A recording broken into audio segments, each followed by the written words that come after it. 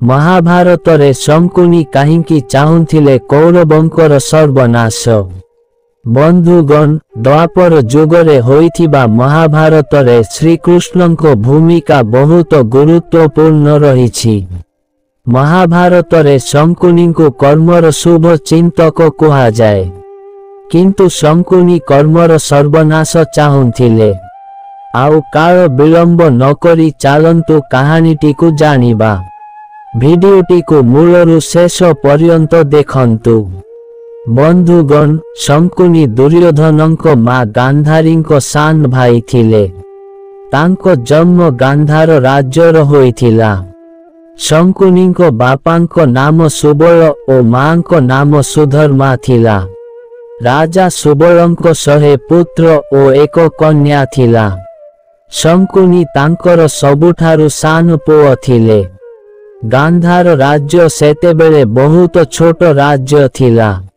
ଗାନ୍ଧାରୀ ସମସ୍ତଙ୍କ ଠାରୁ ବହୁତ ସୁନ୍ଦର ଥିଲେ। ଗାନ୍ଧାରୀ ଏତେ ସୁନ୍ଦର ବୋଲି ଜାଣିବା ପରେ ସୁପ୍ରତାପ ଗାନ୍ଧାର ଯାଇ ବିବାହର ପ୍ରସ୍ତାବ ଦେଲେ। କିନ୍ତୁ ଭୀଷ୍ମ କହିଥିଲେ ଗାନ୍ଧାରୀର ବିବାହ ଧୃତରାଷ୍ଟ୍ରଙ୍କ ସହ ହେବ। କିନ୍ତୁ ବିବାହ କଥା ଯେତେବେଳେ ରାଜା ସୁବଳ ଓ ଶଙ୍କୁନି ଜାଣିଲେ ସେ ବିରୋଧ କଲେ, କାରଣ ଧୃତରାଷ୍ଟ୍ର ଅନ୍ଧ ଥିଲେ। ସେଥିଲାଗି ସେ ତାଙ୍କ ଭଉଣୀ ବା ଝିଅକୁ ବିବାହ କରିବେ ନାହିଁ ବୋଲି ଭୀଷ୍ମଙ୍କୁ କହିଥିଲେ। ଗାନ୍ଧାରୀଙ୍କ କୁଣ୍ଡଳୀରେ କିଛି ଦୋଷ ଥିଲା। ସେ ଯାହାକୁ ପ୍ରଥମେ ବିବାହ କରିବେ ସେ ମରିଯିବ। ସେଥିଲାଗି ସେ ପ୍ରଥମେ ଏକ ଛେଳି ସହ ବିବାହ କରିଥିଲେ। ଯେତେବେଳେ ଏସବୁ କଥା ଧୃତରାଷ୍ଟ୍ରଙ୍କୁ ଜଣାପଡ଼ିଲା ଗାନ୍ଧାରୀ ପ୍ରଥମେ ବିବାହ କରିଛନ୍ତି, ସେ ରାଗି ଯାଇଥିଲେ। ରାଜା ସୁବଳ ତାଙ୍କୁ ଧୋକା ଦେଇଛନ୍ତି। ସେଥିଲାଗି ରାଜା ସୁବଳ ଓ ତାଙ୍କର ସବୁ ପୁତ୍ରଙ୍କୁ ବନ୍ଦୀ କରିଥିଲେ।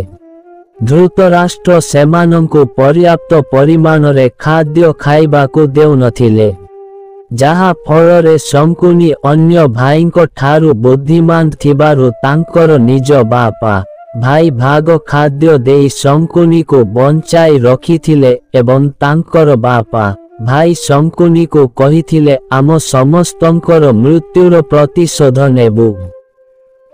ଏହାପରେ ଖାଦ୍ୟ ଅଭାବରୁ କାରାଗାରରେ ରହି ସବୁ ପୁତ୍ର ମରିଗଲେ। ଯେତେବେଳେ ରାଜା ସୁବଳଙ୍କ ମରିବା ସମୟ ଆସିଲା, ସେ ଶଙ୍କୁନିଙ୍କୁ କହିଥିଲେ ତାଙ୍କ ହାଡ଼ରେ ପଶା ପାଲିର ଗୋଟି ବନାଇବା ପାଇଁ। ସେହି ଗୋଟି ସାହାଯ୍ୟରେ ହସ୍ତିନାପୁର ସର୍ବନାଶ କରିବୁ। ଶଙ୍କୁନିର ଖରାପ ବୁଦ୍ଧି କାରଣରୁ ରାଜା ସୁବଳ ସବୁ ପୁତ୍ରଙ୍କ ଠାରୁ ଶକୁନିଙ୍କୁ ଭଲ ପାଉଥିଲେ। ଶଙ୍କୁନି ପରିବାରର ସମସ୍ତଙ୍କ ମରିବାର ଦେଖିଥିଲା, କିନ୍ତୁ ସେ ବଞ୍ଚି ଯାଇଥିଲା। କର୍ମରେ ଯେ ପାରଙ୍ଗମ ଦୁର୍ଯ୍ୟୋଧନ ଦେଖିଲେ ଯେ କେବଳ ଶଙ୍କୁନି ହିଁ ବଞ୍ଚି ଯାଇଛନ୍ତି, ସେ ତାଙ୍କୁ କ୍ଷମା କରିଦେଲେ। ଶଙ୍କୁନି ହସ୍ତିନାପୁରରେ ରହିକି ସମସ୍ତଙ୍କ ହୃଦୟ ଜିତିଥିଲେ। ସେଥିଲାଗି ଦୁର୍ଯ୍ୟୋଧନ ଶଙ୍କୁନିଙ୍କୁ ମନ୍ତ୍ରୀ କରିଦେଲେ। ଶଙ୍କୁନି ତାଙ୍କ କୁଟିଳ ବୁଦ୍ଧିରେ ଦୁର୍ଯ୍ୟୋଧନଙ୍କୁ ବଶ କରି ଦେଇଥିଲେ। ସେଥିଲାଗି ମହାଭାରତ ହୋଇଥିଲା।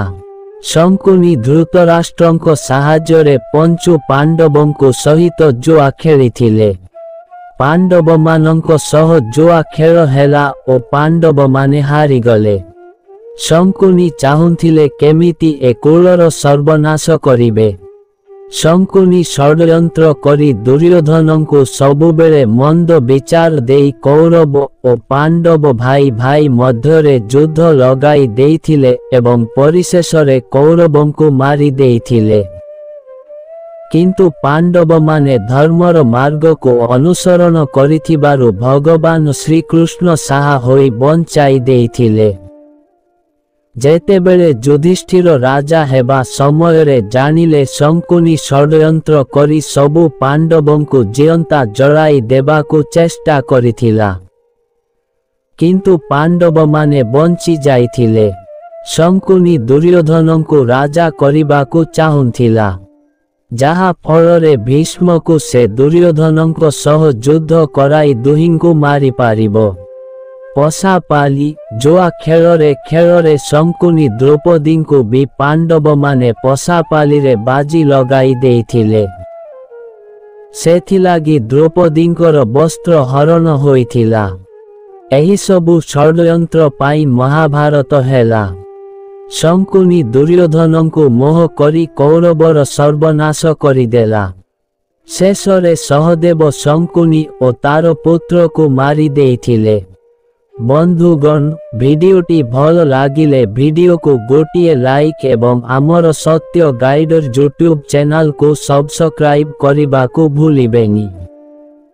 ଧନ୍ୟବାଦ। ଜୟ ଶ୍ରୀକୃଷ୍ଣ।